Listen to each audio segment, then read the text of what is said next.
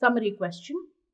Although there have been numerous pleas for treating cultural, environmental, and human biological variables as part of one system, these pleas have been but little heeded by most social scientists. There have been pleas, people have been asking, pleading that we should treat cultural, environmental, and biological variables as part of one system, but social scientists have ignored these pleas. That means they continue to treat these different systems as separate systems.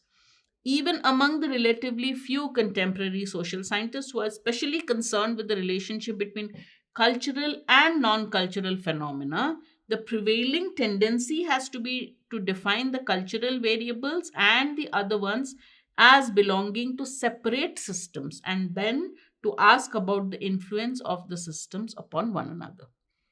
Treat all these numerous pleas for treating cultural variable and human biological variables as part of one systems. Social scientists have ignored these pleas. Contemporary social scientists want to know the relationship between cultural and non-cultural phenomenon, but they still tend to treat cultural phenomenon as a separate variable in its interaction with other variables. Okay, most social scientists are reluctant to combine cultural, environmental, and human biological variables into one system. But why? They have been pleased. So what it has done is they've ignored the pleas. There have been effort, they have been pleased. So one part has not been mentioned, that despite people asking them to treat it, they have not treated it. They have continued to ignore the pleas. So it is incomplete. It does mention a part of the summary, but we're looking for something which, it's a short paragraph, so we're looking at something which probably gives the main point in a better manner. Cultural, environmental, and human biological variables are wrongly considered as discrete entities by a majority of social scientists.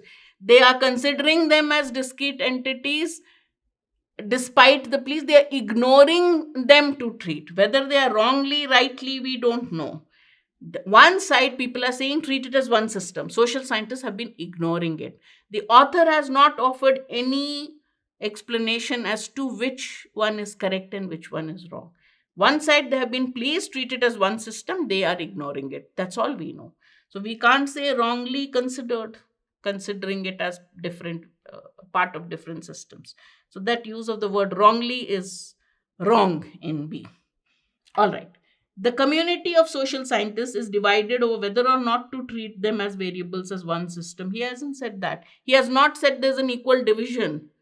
Please, we don't know who they're coming from. There are numerous pleas for treating them as one system. Social scientists have ignored the pleas. He has not said social scientists are divided on the question. We don't know where the pleas are coming from. So we can't say that they are divided on the question. Here he seems to indicate that most social scientists are not heeding it. He is saying most social scientists are ignoring it. So that does not mean the is divided around. We don't know how many are for it, right? So this seems to imply an equal kind of, or a more equitable division, which we are not sure of. Many social scientists, this is the word we are looking for here, that has not given. The community is divided seems to indicate that both sides have equal weight. That that is what makes me eliminate C. Now let's look at D.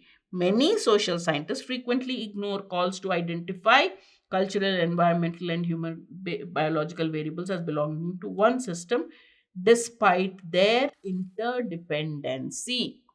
All right, this part, as he said, they are interdependent as one system. Their pleas have been ignored. That's it.